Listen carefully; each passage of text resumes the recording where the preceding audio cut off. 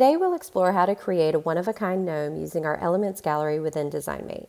Starting with our 12-ounce enamel mug as your base, we'll launch our Elements gallery, which holds a variety of fun images and graphics, by clicking on Elements Graphics Library. For this collection, we're going to use the Gnome assortment located within our Character Maker collection. By using the filter tool, we'll be able to have the entire assortment at hand. First, we will start with a base, and then we will build by adding a hat and a nose, and then continue by adding arms.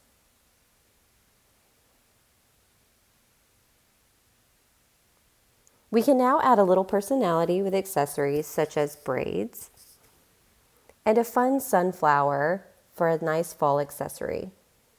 With these elements, we do have the ability to adjust the colors, so I'm going to adjust the color of the hat to a nice autumn orange.